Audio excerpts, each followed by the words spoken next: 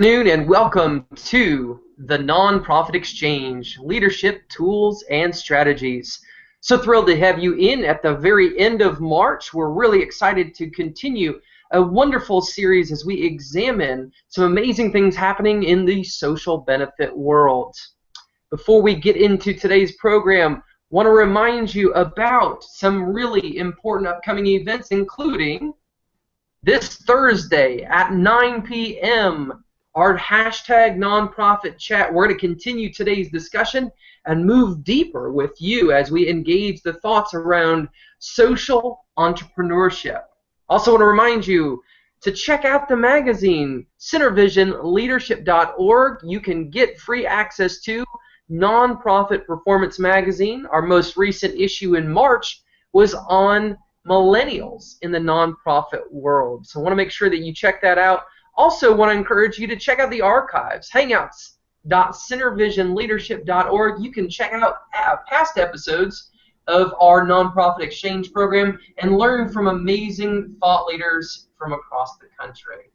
Again, want to welcome you in. I'm Todd Greer, Executive Director of CenterVision Leadership Foundation. I am so thrilled to have with us Rob Touchstone. Rob is the co-founder of the Well Coffee House in Nashville, Tennessee. He's also the Director of Missional Entrepreneurship at Lipscomb University. Rob, thanks for joining us. Thank you, Todd. It is a great privilege to be here with you today and with our audience. Absolutely, Rob. It's an exciting thing to have you in.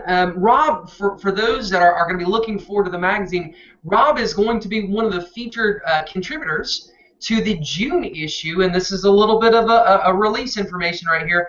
To our June issue, we're looking at giving for impact in the nonprofit or social benefit world, and we're going to be looking at the wonderful work that Rob is doing with the Well Coffee House there in Nashville, Tennessee. So, Rob, for those that don't have a clue who you are, would you, for just a second, let us know who you are and what you do?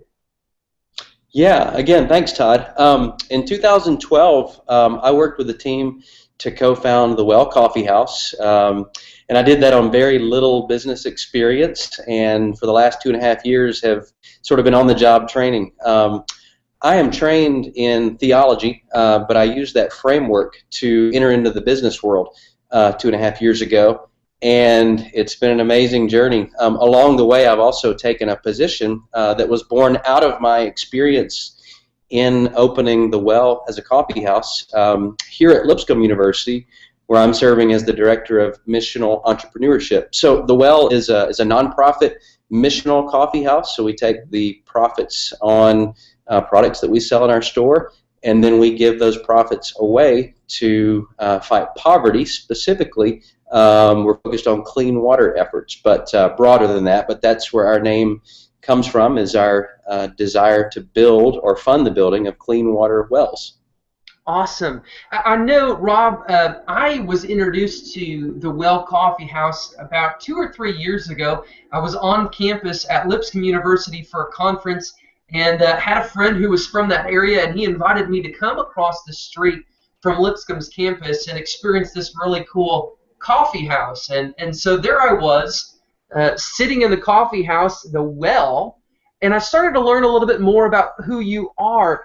If you would, take us through kind of this concept. There's this idea that's being bounced around now more and more. We're calling it social entrepreneurship or missional entrepreneurship or social innovation, and even to some extent it's that old kind of idea of community activism mixed with business. But how do you bring these practices together and develop the Well? Yeah, so let me tell you a little bit about how the Well started and how it came to be a missional, a social enterprise and a missional entrepreneurial journey for us. It started first with a desire to create space. So we wanted to create a business that would facilitate community. And so we looked at some different ideas for business. I say we. I have a team of about 6 others that are serving with me. But my co-founder and I specifically were looking at a way to create a space in our community that would just be a natural gathering place for us to love and to serve people. So our business aspiration first and foremost, was to create a business that had a deep purpose behind it, and that purpose was to give back. But not only give back by creating a nonprofit that would give money back, but we wanted to be able to create a space. So the well experience, we decided again, we had some thoughts about, different types of spaces and businesses. We kind of all know about the old Cheers TV show, where it's in the bar that, everybody knows your name. Yeah. It's sometimes in the restaurant where the server knows who you are and know what you like to order. But it's the coffee house in our culture today that is maybe the most prevalent third space. And by third space, just that place that space in addition to your home and then your workplace, that third space being a space that people want to go, where they're known, but it's outside of their everyday maybe norms of home and workplace. And so we really weren't interested in creating a business around a bar or a restaurant. We liked the idea of coffee because coffee is just a natural space where people will come and hang out and are willing to typically spend some money on their caffeine addictions and their desire for community.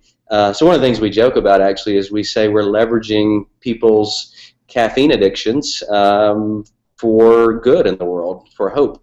And we desired to create space and then to create a sustainable, excellent product that would not be something that was kind of a passing fad, but something that would be long-standing as a product. And we don't see coffee as going away anytime soon, as far as something that Americans love to consume and to consume together. And so we looked at statistics. We looked at statistics in our world that really drove us, that really motivated us.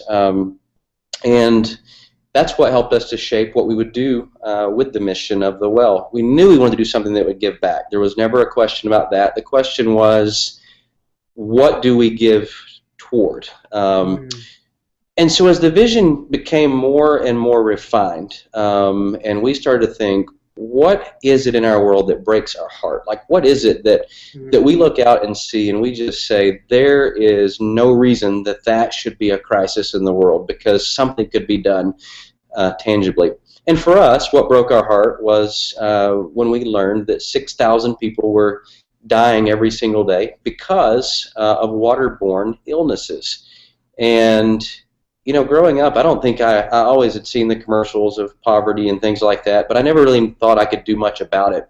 Mm-hmm. But when we started to see that you can fund the building of a well for as little as $1,000, and you can bring water to anywhere from 300 to 400 people, it became more clear to us this is a very sustainable way that we can bring hope into a community. So then we wondered, what would happen if we gave all the profits away from the money that we make in our store to start funding clean water wells. And so that's what we decided to focus on.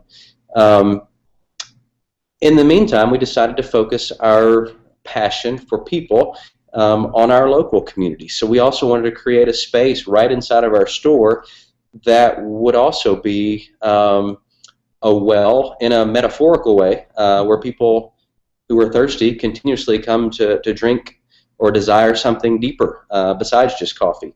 And so we see what we're doing is serving, physical water through the funding of wells, but also a water that will quench people's thirst in many other ways by serving them in our store and by creating community and then giving back even part of our funds to projects in our local community where there are needs.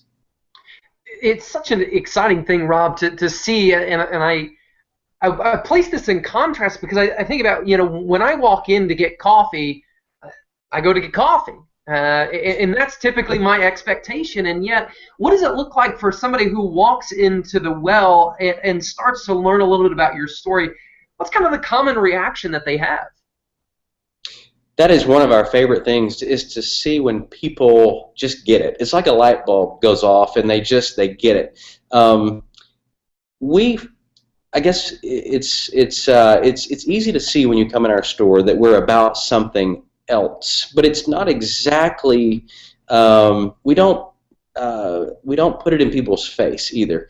we're naturally inviting people into a relational space that we don't want to alienate anyone by. So we don't try to say, "Hey, look at us, we're good, good doers," or we don't try to come across in any way themselves what we do. So what I mean by that, so somebody comes into the well and they might see a picture hanging on the wall of children or women or men gathered around a well in Togo, Africa, or in Haiti, or the places that we've built. So excuse us here. We're having a little bit of connectivity issues. I know Rob is coming from the school today, and he's having a little bit of internet issues. So we'll be checking back in, and hopefully Rob will be able to join us back here in just a moment. As we get into this, I want to lay out a little bit more of what Rob is talking about here. Rob is laying out the case for not only doing business well, but doing good in business. And so the Well Coffee House is very much living in this third space. As he talked about, it's not your home and it's not your typical workplace, but it's a third space that somebody can gather in community inside a larger community. And so the Well Coffee House is a very intriguing model because it's a nonprofit organization that's serving a greater purpose, even as it serves the business purpose of making good coffee, of serving a clientele, and serving the needs for caffeine addiction, as Rob was joking around about it. We'll check back in and see if we can get Rob here in just a second. We're going to ping him back, and hopefully we have not lost him. All right, I think we're getting Rob back in here. Hey, are you there? We lost you there for a second, Rob, but it is good to have you back. My internet went completely down here. Are we back? We are back on, and we're still alive, so it's great to have you back in. What I was just sharing with the folks is the fact that you're not only doing business well, you're doing good in business, and I think that's one of the things that really stands out. You were talking a little bit as we lost you about what's happening there when an individual comes in. You were mentioning they may see folks gathered around a well in Togo or in Haiti or in other places. And if you would, Rob, if you don't mind, just continue to share that story with us. I think it's very important for us to hear the doing good and doing well together. Yeah.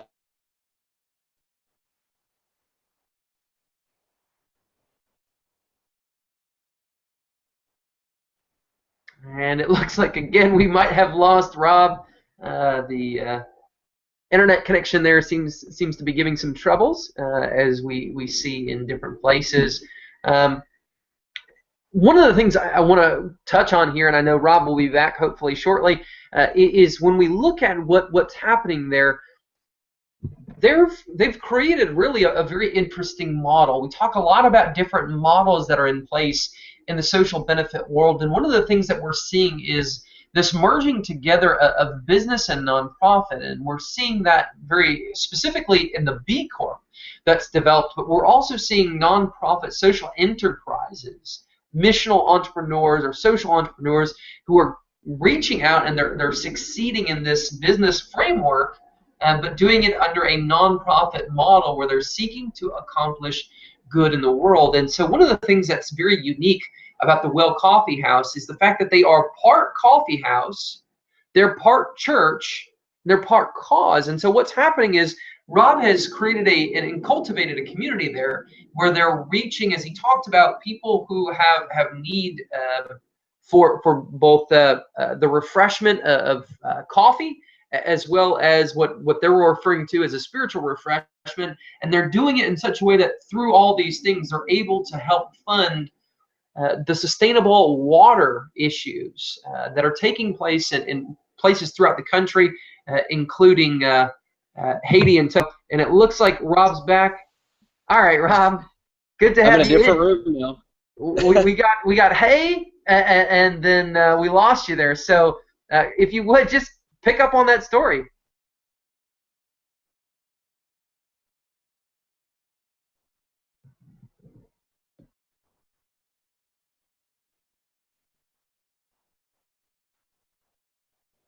Well, as happens when things are live, it looks like we have a little bit of a connectivity issue. So what I want to remind you of is one of the things that we continue to look at when we're looking at this series in the Nonprofit Exchange is thinking about what does it look like for you as a leader in your organization to engage with these new ideas. We focus on a lot of different concepts here. We want to make sure that you're thinking about how does this look in your own organization. So welcome back, Rob. Hopefully we're good with the connection. If not, we'll roll with the punches. I have no idea. I use this same connection every day, and the one day we do this, it's in and out. I apologize. I've changed rooms. Maybe this is a better space, so we'll see. All right. We like it. We like it. Go ahead, Rob. Tell us. You were talking about the pictures and everything. Okay, yeah. So when people come in, when customers come in, we're just inviting them to ask. It feels a little bit counterintuitive when it comes to mission because, most of the time when we think about mission, it's like, oh, tell everybody that comes in, tell them about it. But instead, we've taken a counterintuitive approach, which is let's place it before them and show them with our actions, and then just invite them to ask. And so we're inviting the customer to ask us, in a sense, as to why would you as a business make money and then give it to these people in the pictures that we see on the wall, and then to other things that we have subtly placed around the store. And when they do ask, we're thrilled to tell them. Now, that doesn't mean that we in any way don't also tell them when from time to time we have some other displays in our store that invite them to give extra at the counter if they'd like towards certain projects. But the reaction is almost always people can't believe that a business would give their profits away, first of all, and they say, I love this, I want to come back. I'd rather spend my $3 or $4 on a latte with you than with someone else. And so universally, we're met with just almost unbridled joy. People are like, wow, I can have my coffee and do good in the world. And that is really, really fun to see.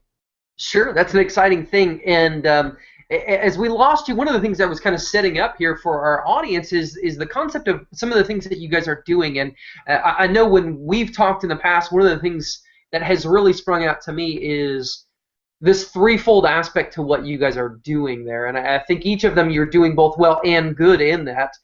You're part coffee house, you're part church, and your part cause are really, it's those three threads that are woven together that undergird who you guys are as an organization. What does that look like then as people interact with it? I mean, whether people agree with your religious beliefs or not, what kinds of interactions are you seeing as you guys are seeking to do well and good? Yeah, so we try not to create what we would say is a religious space, because we know that by definition some are going to would feel alienated if we said this is, say, a Christian coffee house or whatever religion coffee house. Now, we are Christian at the core. This was birthed out of our Christian faith, but we wanted to create a space where clearly everyone from any religion or no faith perspective at all would be welcomed into our environment. And so we treat everyone exactly the same, with the same level of respect, and then we invite them into our mission. And so one of the things that I was going to share before we cut out a minute ago was that we feel like what we're doing is inviting people to live a bigger story, to live into something greater than themselves. And I find that most people want that. Like they want to have some purpose and meaning in their lives. And so when they come into our store, and it might seem silly because it's just through the purchase of a coffee, but it's funny how it makes a difference when somebody realizes that I can choose, I'm the one that chooses as a customer where I will purchase my coffee and where I'll spend my time. And it's just like a small level of empowerment that you chose to shop somewhere where the money is being used for good. And it's almost, again, like it's planting a seed in their minds that, well, if I did that with this product, what about other things? And we're just trying to invite them to consider a bigger story around them than just the one that they live in. So we see it as an eye-opener that if we can just in some way help you to think about something bigger, we feel like we've been successful. And I find that many people do want to know. So yeah, we've created what I would say is a melting pot of, we have people from many different religions and business backgrounds, and it's so fun to look around the store, see people in business meetings, see people studying the Bible, see people studying other religions, seeing business classes meeting there and talking about the well as a model. Um, so we're a melting pot for those things. And so what I guess the key word here is that we feel like we have established an intersection.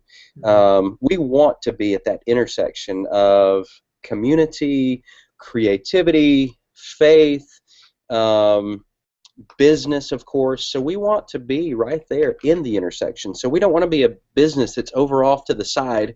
We want to be engaged, like in the everyday life and fabric of our culture. And again, that's why we chose coffee house, because few things like a coffee house enable you to do that. And so again, that's what we do. So you mentioned, so one of the things that we do, I lead weekly a gathering, a community gathering on Sundays that is an open faith conversation. We sing songs of faith together, and we talk openly about our faith. And in that, I tell why I wrote the vision for the well. And again, we seek to not alienate people who may not have a Christian perspective. And so we simply say, here's why we do it, and this is how our faith drove us to do it. And so today we want to talk openly about it. So on Sundays, I lead two, I guess you could call them church gatherings, but it doesn't really look much like a church.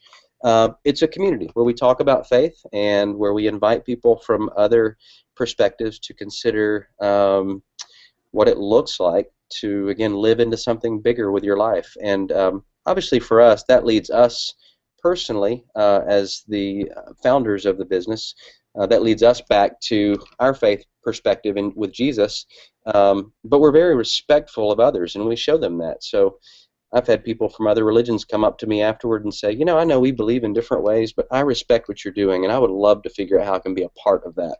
And, those conversations are as meaningful to me as anything. I've had people who were atheists who brought that perspective and said, I don't believe what you believe in any way, but I'm bringing my business to you because I want to do good in the world too.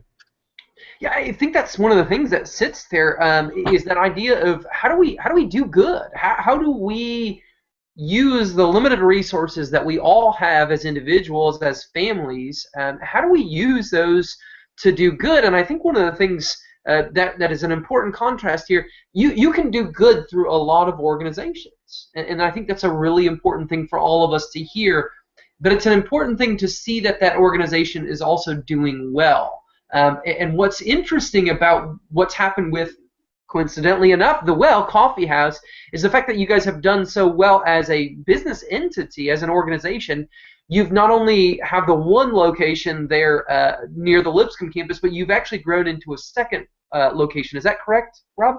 Yeah, that's right. And I would have to say, I wish I could sit here and say that I had such great vision for this that I just knew we would expand. But I mean, 2.5 years ago, we were simply hoping to find a way to open and to raise the startup capital, and I would have never imagined that only 2.5 years later that we would have 2 stores, and now the possibility to expand this enterprise across the country. We have people in about 8 different states right now who are on standby with us saying, what would it look like to create a franchise model? So really the answer to that is we don't know yet. We don't want to grow too quickly, but we certainly want to be open to explore. So we're looking at what does it mean to create a social franchise. So yeah, we have 2 stores in Nashville right now, and we've really done this 3 times. Our first store was open for about 16 months when we found out we were going to lose our lease because the owner of the property decided to build a 16-story high-rise on the entire corner where we were located, and we had absolutely no control over that decision. So first year of business, we were, I think we did about $600,000 in revenue and had a wonderful first year, especially for a startup, and then find out we're going to lose the lease and have to move out and start all over again. Well, the closure of that store led to the opening of 2 stores. And so we opened 2 stores within a month of each other in May and June of last year.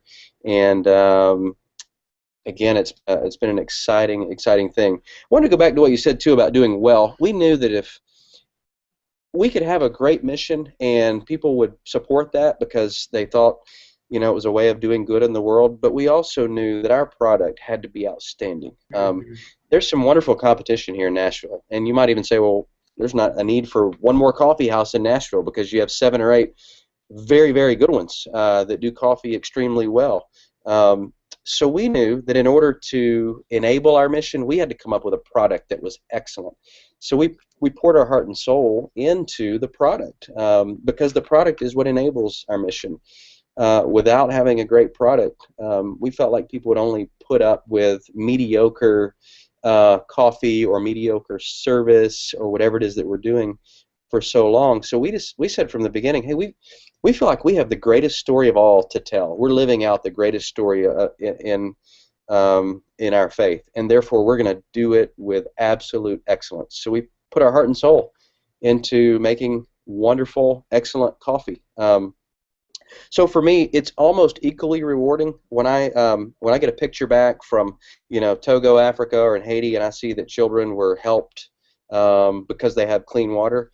That there's something that almost is equally rewarding when customers in Nashville say, there's something different in this store. It's the best cup of coffee I've had, period, in town.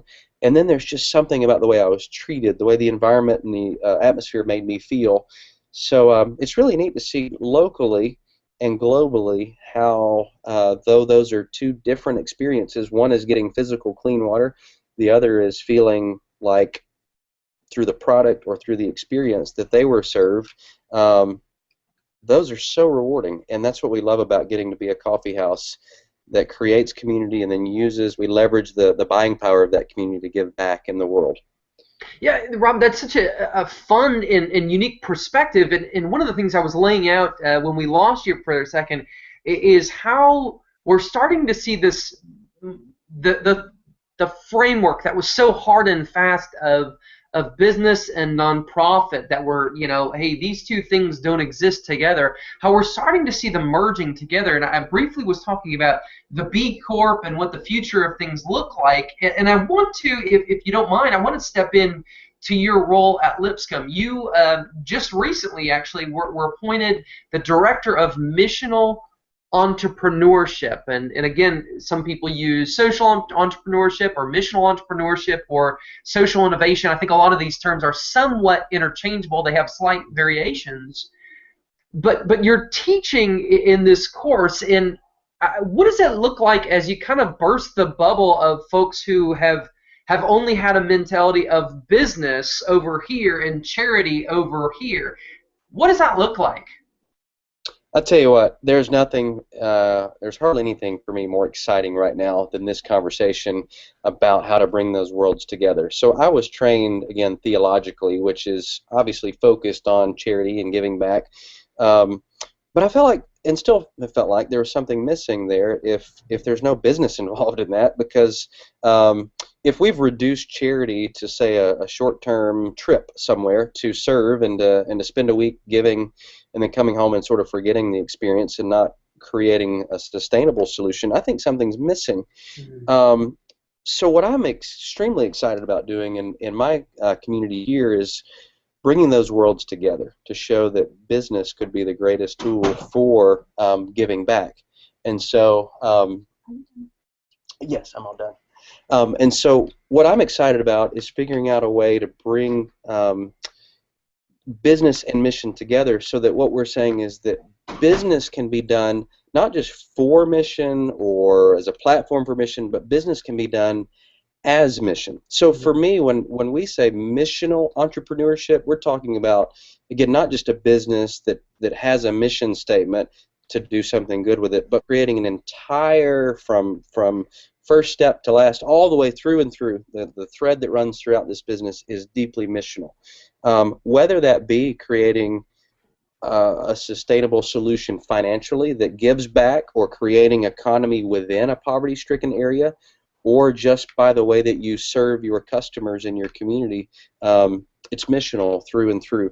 So what this does, I believe, is decompartmentalizes and provides holistic mission, because I think business has the greatest opportunity to really, we use this phrase of changing the world. It sounds so grandiose, and sometimes we get criticized when we say we're going to try to change the world. But I really believe that when we talk about business as mission, as a means of giving back, that we we can clearly look and see how lives are changed and Mhm. how the world begins to become a better place because businesses are giving back. Again, whether that be hiring people who have just come out of prison and giving them a second chance, or creating a solution to a poverty-stricken area, you can see tangible results. And so I love seeing these worlds come together. Business's mission creates, again, sustainability in a way that I don't see that you can't always do in with other solutions Mhm. that just are completely dependent on, say, donations. And so I feel like this is creating. We love the fact that our store is open 6 a.m. to 10 p.m. and we are working toward. We are earning the profits that we then give away. So we're not sitting around waiting for a donation to come in order to do our mission. Business is enabling that mission and even driving it forward. Yeah, and I think it's a really interesting thing here that we're seeing because, again, want to look at what does the future of this whole space look like, and um, I think as we play it out, we're going to start to see some blurring here of the lines that had been so hard and fast between the typical private industry and 501c world and even government. And Rob, I'm going to ask you to play a little bit prognosticator. Then I'm going to ask you a follow up on that about how we go forward in the best way possible. But how do you see the merging of these industries coming in the future? Well, if you look at things right now as they are, you can look at things like Tom's shoes, and you can see that there is no doubt there are people out there who want to buy something responsibly, but also are very concerned with the quality of their products. So, I mean, like for example, Tom's is showing us in an amazing way. Whether you agree with their mission or their vision of how they're doing it, they're showing us that this can work. And so we see, like, we would kind of in some ways like to be that model for coffee. So I think businesses not only think about this, about how they can bring change to the world, but I think we have a proven record already, not record, we have a way to see that customers might actually choose you as a business because of your mission. So I think that businesses, it actually is to your advantage to clearly communicate what you stand for and what you're about, especially as you're giving back. And so I really do believe that there is a strong future in social enterprise and business as mission. And I think all businesses, it's to your advantage, whatever your mission may be, to not shy away from that and how you can bring change into the world through that. So I guess what I would say to that is that we have to think that way. I think the world around us is thinking that way. I think the days are we're moving away from the days where people are just consuming for themselves only. There will always be people that will make decisions that are just about themselves, but I think we live in a world to where people want to matter, and if that just means mattering with your purchase, then people are looking for a way to matter with that purchase. And so I'm excited about the future of business's mission. I'm excited about what I'm getting to do here now at Lipscomb because on some fronts, I mean, this is not brand new, but there is some real still cutting edge conversation about this, even to like you mentioned, there's not even real clear cut definitions, social entrepreneurship, missional entrepreneurship. And I think we're all trying to say the same thing here, but I'm excited about trying to give some more language to that, to studying it more deeply, and now training students to think that way. So I'm in a role here now where students come to me all the time, and the way that my position was born here at Lipscomb University was out of students coming to me as I was just teaching here very, very part-time in an adjunct position and saying, I don't know what I want to do in life, but I want to do what you're doing. I want to do something like what you're doing. It may not be a coffee house, but I see the joy that you have, and I see the difference you're making and the passion that you have for it. And I don't know what it is for me, but I want to do something like that. And so I think for the future of our leadership, especially here in our culture, desires to lead business that way. At least that's what I get to see in my setting here. And so I'm trying to pioneer some solutions for our students to engage that world. Yeah, I think that's such an important model here as we think about is how do we not only do it ourselves, but how do we increase and encourage other people to think big? And I think a couple times here you've talked about something of a bigger picture or something of how do we connect to a global kind of environment. And I think that's a really important concept here, Rob, because each of us, as we enter the social benefit world, whatever we are doing in that 501c space, we're doing it because we desire to bring positive, improved change to people's lives, and we want to do that. And I think that there's something unique about meeting people where they are in their needs. And we obviously know, as I consume much coffee, and many others do, that coffee is one of those desires that they have on a daily basis. And how do we match something that's already part of their life with something that's a bigger picture? And I think that's going to be one of those pieces that's really, really important for nonprofit organizations as they move forward, to think about how do we really step back and rethink the way that we do things. And I love not only of what you're doing, but I love to see organizations and educational institutions like Lipscomb, and I know there are many others who are starting to say, okay, stop thinking that business is separate from doing good, and start thinking about how we bring those together. This is fantastic work that's happening there, Rob. If you would you kind of just share maybe a last piece of encouragement? Somebody's been playing with these ideas and they've been thinking about, how do I do good and how do I do well at the same time? Would you just kind of share maybe some thoughts of somebody who's been down that road? Yeah, absolutely. You know, for me, it started with a desire, and it was a desire to give back. And so I think it's very important to think about your vision that you've been given. And most of the time, that vision is born out of some form of pain in your own life. It may be something that's broken your heart, a decision you made, or something that happened to you unfairly, and also a combination of that sort of brokenness or pain in your life, and then something that you look out and see in the world that you just can't live with anymore. That you say, this breaks my heart. Like for us, again, the clean water crisis. We looked at that. I mean, there are a lot of things that break our hearts, but that was the one that we seem to be given.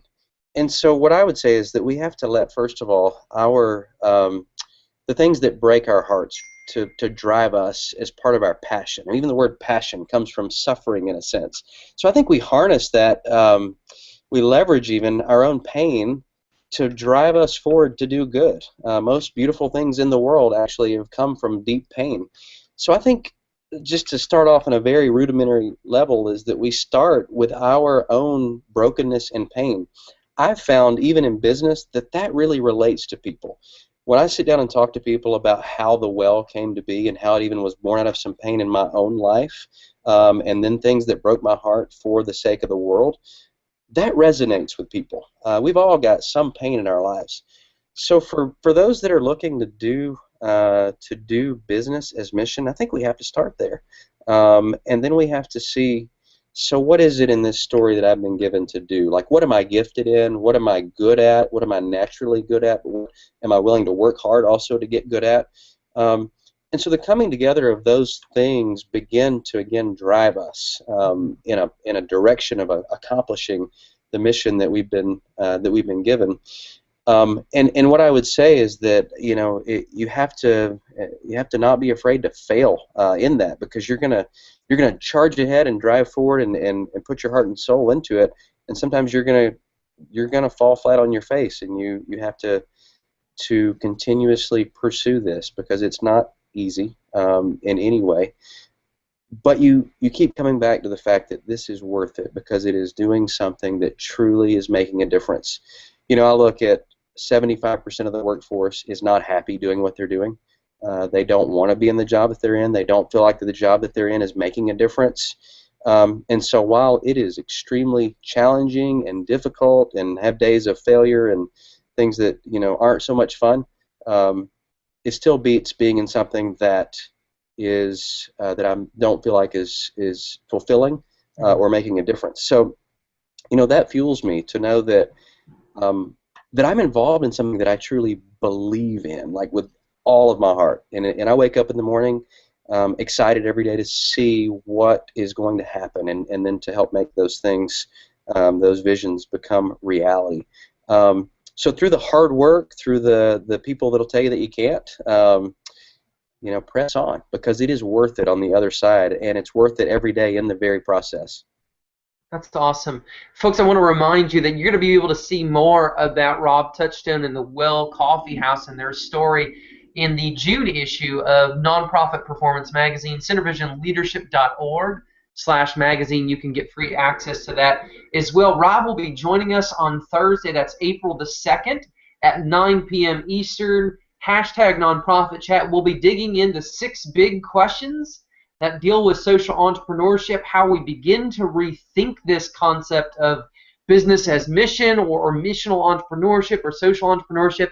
How do we engage and play with that? And even think about how do we iterate and innovate in our own social benefit organizations to be able to bring this concept to bear. So I want to encourage you to do that. As always, I want to encourage you to join the community. Come in and find a group of community builders who understand what you're going through, who are encouraging you to dig deeper. You're going to find folks like Rob asking deep and important questions. We're going to be thinking about what does it look like to run these types of organizations and how do we grow. And you can find that centervisionleadership.org. Want to just thank you, Rob, so much for joining us. I know we had some internet connectivity issues, but the conversation is on point, and I appreciate what you guys are doing there to be able to lead this social innovation piece, to think about doing well as you do good. So, Rob, thanks for being with us. Really appreciate that.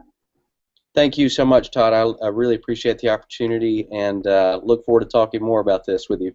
Sounds great. Thank you so much for joining us. We'll see you on Thursday, April 2nd at 9 p.m. Eastern. This podcast is a part of the C-Suite Radio Network. For more top business podcasts, visit c-suiteradio.com.